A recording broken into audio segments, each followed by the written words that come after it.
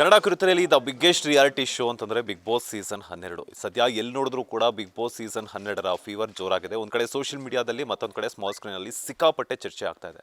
ಅದರಲ್ಲೂ ಮಂಡ್ಯದ ಹೈದ ಗಿಲ್ಲಿ ಅಂತಂದರೆ ಕರ್ನಾಟಕದಾದ್ಯಂತ ಅಷ್ಟೇ ಅಲ್ಲದೆ ಪರಭಾಷೆಗಳಲ್ಲೂ ಕೂಡ ಸಾಕಷ್ಟು ಜನ ಗಿಲ್ಲಿ ಅವರ ಒಂದು ವ್ಯಕ್ತಿತ್ವಕ್ಕೆ ಫಿದಾ ಆಗಿರುವಂಥದ್ದು. ಸದ್ಯ ನಾವು ಅವರ ಊರಲ್ಲಿದ್ದೀವಿ, ದಡತ್ಪುರದಲ್ಲಿ, ಅವರ ಮನೆ ಹತ್ರನೇ ಇದ್ದೀವಿ. ಸೊ ಸಾಕಷ್ಟು ಜನ ಅಭಿಮಾನಿಗಳು ಗಿಲ್ಲಿ ಇಲ್ಲ ಅಂದರೂ ಕೂಡ ಅವ್ರ ತಂದೆ ತಾಯಿಗಾಗಿರ್ಬೋದು, ಅವರ ಅಣ್ಣ ತಮ್ಮಂದಿರಿಗಾಗಿರ್ಬೋದು, ಬಂದು ಮಾತನಾಡಿಸುವಂತಹ ಪ್ರಯತ್ನವನ್ನು ಮಾಡೋದಾಗಿರ್ಬೋದು, ಅವರಿಗೆ ಸನ್ಮಾನವನ್ನು ಮಾಡುವಂಥ ಪ್ರಯತ್ನವನ್ನಾಗಿರ್ಬೋದು ಮಾಡಿದ್ದಾರೆ. ಸೊ ಅದೇ ರೀತಿ ಒಂದು ಕಾರ್ಗೆ ಗಿಲ್ಲಿ ಗೆಲ್ಲೋದು ಪಕ್ಕ, ಡಮಾಲ್ ಡಿಮಾಲ್ ಡಿಕ್ಕಿ ಗಿಲ್ಲಿ ಗೆಲ್ಲೋದು ಪಕ್ಕ ಅಂತ ಹೇಳ್ಬಿಟ್ಟು ಸ್ಟಿಕರಿಂಗನ್ನು ಹಾಕ್ಸ್ಕೊಂಡ್ಬಂದಿದ್ದಾರೆ. ಸೊ ಎಲ್ಲಿದ್ದರು ಇಷ್ಟು ದಿನ ಅಂತ ಹೇಳ್ಬಿಟ್ಟು, ಬಿಕಾಸ್ ಯಾಕಂತಂದರೆ ಸಾಕಷ್ಟು ರಿಯಾಲಿಟಿ ಶೋಗಳಲ್ಲಿ ನಾವು ಗಿಲ್ಲಿ ಅವರನ್ನು ನೋಡಿದ್ದೀವಿ. ಯಾವಾಗೂ ಕೂಡ ಅವರ ವ್ಯಕ್ತಿತ್ವ ಬಂದಿರಲಿಲ್ಲ, ಅವರ ಟ್ಯಾಲೆಂಟ್ ಮಾತ್ರ ಕಾಮಿಡಿ ಕಿಲಾಡಿಗಳಾಗಿರ್ಬೋದು, ಒಂದಷ್ಟು DKD ಆಗಿರ್ಬೋದು, ಒಂದಷ್ಟು ರಿಯಾಲಿಟಿ ಶೋಗಳಲ್ಲಿ ಹೊರಗಡೆ ಬಂದಿತ್ತು. ಆದರೆ ನಿಜವಾದ ಗಿಲ್ಲಿ ನಟನ ವ್ಯಕ್ತಿತ್ವ ಬಿಗ್ ಬಾಸ್ ಸೀಸನ್ 12ರಲ್ಲಿ ಬಂದಿರುವಂಥದ್ದು. ಈಗ ಒಂದಷ್ಟು ಜನ ಒಂದು ಕಾರ್ ಮೇಲೆ ಸ್ಟಿಕರಿಂಗ್ ಹಾಕ್ಸಿರುವಂಥವ್ರು ಇದ್ದಾರೆ. ನಾನು ಮಾತನಾಡಿಸ್ತಾನೆ ಹೋಗ್ತೀನಿ, ಯಾಕೆ ಗಿಲ್ಲಿ ಅಂತಂದರೆ ಆ ಹುಚ್ಚು ಪ್ರೀತಿ, ಯಾಕೆ ಗಿಲ್ಲಿಗೋಸ್ಕರ ಇಷ್ಟೊಂದು ಸಪೋರ್ಟ್ ಮಾಡ್ತಿದ್ದಾರೆ ಅನ್ನುವಂತಹ ವಿಚಾರಗಳನ್ನು ನಾನು ತಿಳಿಸ್ಕೊಡ್ತೀನಿ. ಸರ್ ನಮಸ್ತೆ, ಹೇಗಿದ್ದೀರಾ? ನಾವು ಚೆನ್ನಾಗಿದೆ ಸರ್, ನೀವು? ನಾನು ಸೂಪರ್ ಆಗಿದ್ದೀನಿ. ಯಾಕೆ ಗಿಲ್ಲಿ ಅವರನ್ನು ಒಂದು ಸ್ಟಿಕರಿಂಗ್ ಎಲ್ಲನೂ ಕೂಡ ನಿಮ್ಮ ಒಂದು ಓನ್ ವೆಹಿಕಲ್ ಮೇಲೆ ಹಾಕ್ಸ್ಬೇಕು ಅಂತಂದಾಗ, ಯಾಕಂತಂದರೆ ಇತ್ತೀಚಿನ ದಿನಗಳಲ್ಲಿ ತಂದೆ ತಾಯಿಗಳ ಫೋಟೋಗಳನ್ನು ಹಾಕ್ಸ್ಬೇಕು ಅಂದ್ರೆ ಹಿಂದೆ ಮುಂದೆ ನೋಡ್ತಾರೆ.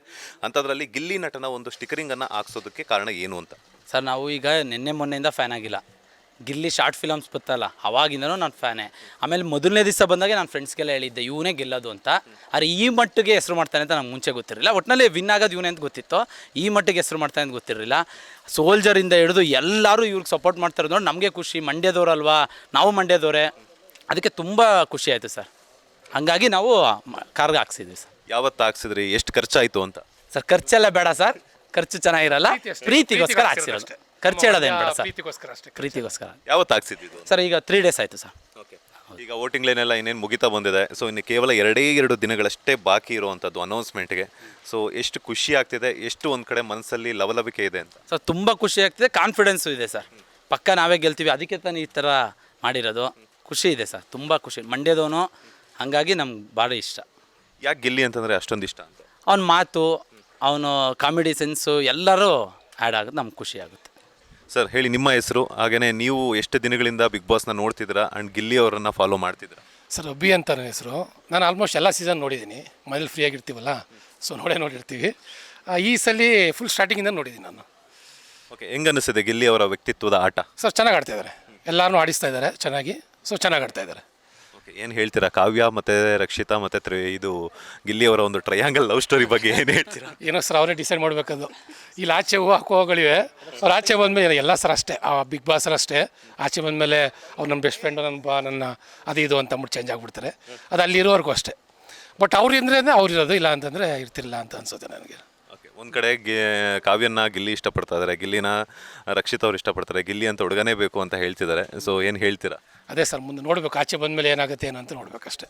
ನಾವು ನೋಡ್ತೀವಿ, ಎಂಜಾಯ್ ಮಾಡ್ತೀವಿ. ಸೊ ಹಾಗಾಗಷ್ಟೇ. ಸೊ ಆಮೇಲೆ ಮಂಡ್ಯ ಹುಡುಗ ಆಗಿರೋದ್ರಿಂದ, ಸೊ ಮೇಯ್ನ್ ಹಾಗಾಗಿ ಸಪೋರ್ಟ್ ಮಾಡ್ತಿರೋದು.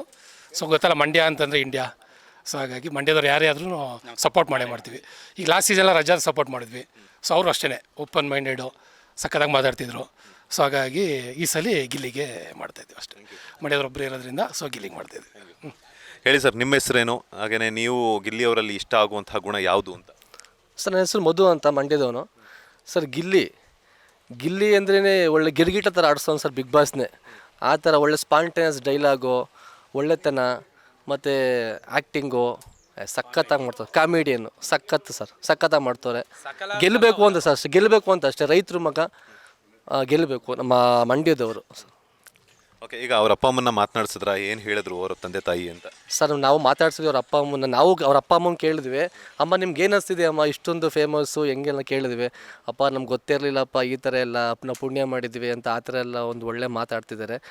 ಮತ್ತು ಒಟ್ಟಲ್ಲಿ ಸಖತ್ ಪುಣ್ಯವಂತರು ಮಾಡಿದ್ದಾರೆ, ಪುಣ್ಯ ಮಾಡಿದ್ದಾರೆ ಅವರು ಆ ಗಿಲ್ಲಿ ಅಂತ ಮಗನ ಪಡೆಯೋಕ್ಕೆ. Super, thank you. ಹೇಳಿ, ನಿಮ್ಮ ಹೆಸರೇನು, ಹಾಗೆಯೇ ಎಷ್ಟೊತ್ತಿಗೆ ಬಂದ್ರಿ, ಎಷ್ಟೊತ್ತಿಂದ ಇಲ್ಲಿ ಗಿಲ್ಲಿ ಮನೆ ಹತ್ರ ಇದ್ದೀರಾ ಅಂತ? ನಾವೆಲ್ಲ ನಮ್ಮ ಬ್ರದರ್ಸ್ ಎಲ್ಲ ಕಾರ್ಗೆ ಸ್ಟಿಕ್ಕರಿಂಗ್ ಮಾಡಿಸ್ಕೊಂಡು ನಮ್ಮ ಬ್ರದರ್ ಜೊತೆ ಬಂದಿದ್ದೀವಿ. ನಾವೆಲ್ಲ ಮಂಡ್ಯದವ್ರೆ, KL11 ಬ್ರ್ಯಾಂಡ್. ನೀವೇ ನೋಡಿ, ನಾವೆಲ್ಲ ಇಷ್ಟೋ ಜನ ಹೇಳ್ತಾರೆ ಗಿಲ್ಲಿ ಬಿಗ್ ಬಾಸಿಂದ ಇಷ್ಟೊಂದು ಫೇಮಸ್ ಆಗಿದ್ದಕ್ಕೆ ಸಪೋರ್ಟ್ ಮಾಡ್ತಿದ್ದೀರಾ, ಹಂಗೆ ಹಿಂಗೆ ಅಂತ ಹೇಳ್ತೀರಾ. ನಾವು ಯಾವತ್ತೂ ಆ ಥರ ಅಲ್ಲ. ನಮ್ಮ ಮಂಡ್ಯದವ್ರು ಬೆಳಿಬೇಕು. ನಮ್ಮ ಮಂಡ್ಯದವ್ರು ಯಾರಾದರೂ ಕ್ಯಾಂಡಿಡೇಟ್ಗಳು ಪ್ರತಿ ವರ್ಷವೂ ಸಪೋರ್ಟ್ ಮಾಡ್ತೀವಿ. ಫಸ್ಟ್ ಆಫ್ ಆಲ್ ನಾವು ಬಿಗ್ ಬಾಸ್ ನೋಡುವಂಥವ್ರೆಲ್ಲ ಈಗ ಬಿಗ್ ಬಾಸ್ ನೋಡ್ತಾ ಇದ್ದೀವಿ ಅಂದರೆ ಅದು ಗಿಲ್ಲಿಗೋಸ್ಕರ ಮಾತ್ರ. ಆಮೇಲೆ ಇನ್ನೊಂದಷ್ಟು ಜನ ಹೇಳ್ತಾರೆ ಗಿಲ್ಲಿ ಅಶ್ವಿನಿ ಅವ್ರ ಹೆಸರೆಲ್ಲ ಹೇಳೋದು ಬೇಡ, ಬೇರೆಯವ್ರು ಗೆಲ್ಲಿಸ್ತಾರೆ ಅದೆಲ್ಲ ಸುಳ್ಳು. ಯಾರು ಗೆಲ್ಲಬೇಕು, ಈ ಕರ್ನಾಟಕದಲ್ಲಿ ಗಿಲ್ಲಿ ಕ್ರೇಜ್ ಎಷ್ಟೈತೆ ಅಂತ ನಾವೇನು ಹೇಳೋದೇ ಬೇಡ. ಇನ್ಸ್ಟಾಗ್ರಾಮ್ ಫೇಸ್ಬುಕ್ ತೆಗೆದ್ರೆ ನಿಮಗೆ ಗೊತ್ತಾಗುತ್ತೆ ಯಾವ ಮಟ್ಟಕ್ಕೆ ಕ್ರೇಜ್ ಐತೆ ಅಂತ. ನಮ್ಮ ಮಂಡ್ಯದಿಂದ ಇಂಡಿಯಾವರೆಗೂ ಮಂಡ್ಯ ಗೊತ್ತು, ಇಂಡಿಯಾ ಗೊತ್ತು ಅಂತ ಹೇಳ್ತಾರೆ. ಅದನ್ನು ನಮ್ಮ ಗಿಲ್ಲಿ ಸತ್ಯ ಮಾಡ್ತಾಯಿದ್ದಾರೆ. ಫಸ್ಟ್ ಆಫ್ ಆಲ್ ನಮ್ಮ ಮಂಡ್ಯದವರು ಗೆದ್ದೇ ಗೆಲ್ತಾರೆ. ನಮ್ಮ ಮಂಡ್ಯ ಗಿಲ್ಲಿ ಗೆದ್ದೇ ಗೆಲ್ತಾರೆ. KL11 ಮಂಡ್ಯ ಬ್ರ್ಯಾಂಡ್ ಹೆಸರು ಉಳಿಸ್ತಾರೆ. ನಮ್ಮ ಅಂಬರೀಷ್ ಅಣ್ಣನ ಥರನೇ ಬೆಳೀಲಿ ಅಂತ ಹೇಳ್ತೀವಿ. ನಮ್ಮ ಅಂಬರೀಷ್ ಅಣ್ಣನ ಇವತ್ತವರೆಗೂ ಯಾರು ಕರ್ನಾಟಕದಲ್ಲೇ ಕ್ರಾಸ್ ಮಾಡೋ ಗಂಡು ಯಾರೂ ಹುಟ್ಟೇ ಇಲ್ಲ. ನಿಜವಾದ ಮಂಡ್ಯದ ಗಂಡು ನಮ್ಮ ಗಿಲ್ಲಿ ಈಗ ಬಂದು ಆಗಬೇಕಷ್ಟೇ. ಗಿಲ್ಲಿ ಗೆಲ್ಲೋದಂತೂ ಪಕ್ಕ. ಓಕೆ, ಈಗ ಒಂದು ವಿಚಾರ ಸೋಷಿಯಲ್ ಮೀಡಿಯಾದಲ್ಲಿ ಸಾಕಷ್ಟು ಚರ್ಚೆ ಆಗ್ತಾ ಇರುವಂಥದ್ದು, ಬಿಗ್ ಬಾಸ್ ಅಂತಂದರೆ ವೈಯಕ್ತಿಕ ಆಟ ಅಂತ, ವ್ಯಕ್ತಿತ್ವದ ಆಟ ಅಂತ ಹೇಳ್ಬಿಟ್ಟು. ಸೊ ಇಲ್ಲಿ ವ್ಯಕ್ತಿತ್ವ ಗೆಲ್ಲಲ್ಲ, ಎಂಟರ್ಟೈನ್ಮೆಂಟ್ ಗೆಲ್ಲುತ್ತೆ ಅಂತ. ಅಂದರೆ ಗಿಲ್ಲಿಯವರು ತಮ್ಮ ಎಂಟರ್ಟೈನ್ಮೆಂಟು, ಕಾಮಿಡಿ ಕಚ್ಚುಗಳ ಮೂಲಕ ಸಾಕಷ್ಟು ಜನರನ್ನು, ಫಾಲೋವರ್ಸನ್ನು ಹೊಂದಿದ್ದಾರೆ. ಸೊ ಸೋಷಿಯಲ್ ಮೀಡಿಯಾದಲ್ಲಿ ಕೆಲವರು ವ್ಯಕ್ತಿತ್ವದ ಮೂಲಕ ಗೆಲ್ತಾರೆ ಅಂತಿದ್ದಾರೆ, ಇನ್ನು ಕೆಲವರು ಎಂಟರ್ಟೈನ್ಮೆಂಟ್ ಗೆಲ್ಲುತ್ತೆ ಅಂತ ಹೇಳ್ತಿದ್ದಾರೆ. ಸೊ ನೋಡಿದಾಗ ಓವರಾಲ್ ಆ ಕಮೆಂಟ್ಸ್ ಆಗಿರ್ಬೋದು, ಆ ಕ್ರೇಜ್ ಆಗಿರ್ಬೋದು ಎಲ್ಲ ನೋಡಿದಾಗ ನಿಮಗೆ ಮನಸ್ಸಲ್ಲಿ ಏನು ಒಂದು ಹೊಳೆಯುತ್ತೆ ಅಂತ? ಸರ್, ನಾವು ಈಗ ಯಾವುದಾದ್ರೂ ಒಂದು ರಿಯಾಲಿಟಿ ಶೋ ನೋಡ್ತೀವಿ ಅಂದರೆ ಏನಕ್ಕೋಸ್ಕರ ನೋಡ್ತೀವಿ? ಒಂದು ಎಂಟರ್ಟೈನ್ಮೆಂಟ್ ಸಿಗುತ್ತೆ, ಆ ಟೈಮ್ಗೆ ಏನೋ ಒಂದು ಖುಷಿ ಸಿಗುತ್ತೆ ಅನ್ನೋ ವಿಚಾರದಲ್ಲಿ. ಈ ಬಿಗ್ ಬಾಸಲ್ಲಿ ಗಿಲ್ಲಿನ ಬಿಟ್ಟು ಯಾರಾದರೂ ಎಂಟರ್ಟೈನ್ಮೆಂಟ್ ಕೊಡೋರು ಯಾರಾದರೂ ಇದ್ದಾರಾ? ನೀವು ಬೇಕಿದ್ರೆ ಇದು ಟ್ರೈಲರ್ ಆಗ್ತಾರಲ್ಲ, ಈ ಬಿಗ್ ಬಾಸ್ದು ಪ್ರೋಮೋಸ್ ಎಲ್ಲ ಆಗ್ತಾರಲ್ಲ, ತೆಗ್ದು ನೋಡಿ. ಯಾವುದ್ರಲ್ಲಾದರೂ ಗಿಲ್ಲಿ ಮಿಸ್ ಆಗಿಬಿಟ್ಟಿದ್ರೆ ಆ ವಿಡಿಯೋ ರೀಚೇ ಕಡಿಮೆ ಇದ್ಬಿಡುತ್ತೆ, ಆ ಎಪಿಸೋಡು ಡಲ್ ಆಗಿಬಿಟ್ಟಿರುತ್ತೆ. ಈಗ ನೆನ್ನೆ ನೋಡಿ, ಬೇರೆಯವ್ರಿಗೆಲ್ಲ ಯಾವ ಥರ ಸಾಂಗ್ ಹಾಕಿದ್ರು, ನಮಗೆ ಗಿಲ್ಲಿಗೆ ಎಷ್ಟು ಜನ ಕ್ರೌಡ್ ಕಿಚ್ಚೋದ್ರನ್ನೆಲ್ಲ ಫ್ಯಾನ್ಸ್ ಮೀಟ್ ಮಾಡಿದ್ರಲ್ಲ ಸರ್ ಬಿಗ್ ಬಾಸ್ ಮನೆ ಒಳಗಡೆ. ಅವರೆಲ್ಲ ಒಂದೊಂದೇ ಫೇಸು, ಒಂದಷ್ಟು ಜನ ಮಾತ್ರ ಎಕ್ಸ್ಚೇಂಜ್ ಆದರು, ಆದರೆ ಎಷ್ಟು ಕಿಸ್ತಿದ್ರು ನೀವೇ ನೋಡಿ ಸರ್. ಮತ್ತು ಬೌನ್ಸರ್ಗಳೆಲ್ಲ ಮಧ್ಯೆ ಬಂದು ಬೇರೆಯವ್ರಿಗೆಲ್ಲ ಸೈಡಲ್ಲಿ ನಿಂತಿದ್ರು, ನಮ್ಮ ಗಿಲ್ಲಿ ಬಂದಾಗ ಮಧ್ಯೆ ಬಂದು ನಿಂತ್ಕೊಂಡ್ರು. ಅರ್ಥ ಮಾಡ್ಕೊಳ್ಳಿ ಆ ಮಟ್ಟಕ್ಕೆ ಗಿಲ್ಲಿ ಕ್ರೇಜ್ ಐತೆ. ಬರೀ ಆ ಸಣ್ಣ ಗುಂಪಲ್ಲೇ ಆ ಮಟ್ಟಕ್ಕೆ ಕ್ರೇಜ್ ಐತೆ ಅಂದರೆ ಒಂದು ಹೇಳ್ತೀನಿ ನೋಡಿ ಸರ್. RCB ಪರೇಡ್ ನೋಡಿದ್ರಿ ಅಲ್ವಾ? RCBಲಿ ಎಷ್ಟು ಅಭಿಮಾನಿಗಳು ಬಂದಿದ್ರು ಅಂತ. ನಮ್ಮ ಗಿಲ್ಲಿ ಏನಾದರೂ ಆ ಪರೇಡ್ ಮಾಡಿದ್ರೆ ಅದಕ್ಕಿಂತ 3 ಪಟ್ಟು ಜಾಸ್ತಿ ಅಭಿಮಾನಿಗಳು ಬಂದು ನಿಂತ್ಕೋತಾರೆ. ಅದರಲ್ಲೂ ನಮ್ಮ ಮಂಡ್ಯದವ್ರಂತೂ ಸಪೋರ್ಟ್ ಮಾಡೋದ್ರಲ್ಲಿ ಎತ್ತಿದ ಕೈ. ಯಾವತ್ತೂ ಅಷ್ಟೇ ನಮ್ಮ ಮಂಡ್ಯದವ್ರು ಸಪೋರ್ಟ್ ಮಾಡೋದ್ರಲ್ಲಿ ಎತ್ತಿದ ಕೈ. ನಮ್ಮ ಮಂಡ್ಯದಲ್ಲಿ ಗುಡುಗ್ದವರು ಇಂಡಿಯಾದಲ್ಲಿ ಗೆಲ್ತಾರೆ ಅಂತ ಹೇಳ್ತಾರೆ. ಆ ಮಾತನ್ನ ಯಾವತ್ತೂ ಸತ್ಯ ಮಾಡ್ತಾರೆ ನಮ್ಮ ಗಿಲ್ಲಿ. ಮತ್ತು ನೀವು ಹೇಳ್ದಂಗೆ ನಾವೆಲ್ಲ ಬಿಗ್ ಬಾಸ್ನ ನೋಡೋದು ಒಂದು ಎಂಟರ್ಟೈನ್ಮೆಂಟ್ಗೋಸ್ಕರ. ಎಂಟರ್ಟೈನ್ಮೆಂಟ್ ಕಿಂಗ್, TRP ಕಿಂಗ್ ಯಾರು ಅಂದರೆ ನಮ್ಮ ಗಿಲ್ಲಿನೇ. ವ್ಯಕ್ತಿತ್ವ ಅದೆಲ್ಲ ಅದ್ರ ಬಗ್ಗೆ ಅದೆಲ್ಲ ನಮಗೆ ಮ್ಯಾಟ್ರ್ ಆಗೋಲ್ಲ. ಎಂಟರ್ಟೈನ್ಮೆಂಟ್ ಬಂದಾಗ ಅದೆಲ್ಲ ಮ್ಯಾಟ್ರ್ ಆಗೋಲ್ಲ. ಗಿಲ್ಲಿ ಅಂದ್ಬಿಟ್ಟು ಗಿಲ್ಲಿ ಏನು ಕೆಟ್ಟೋನ?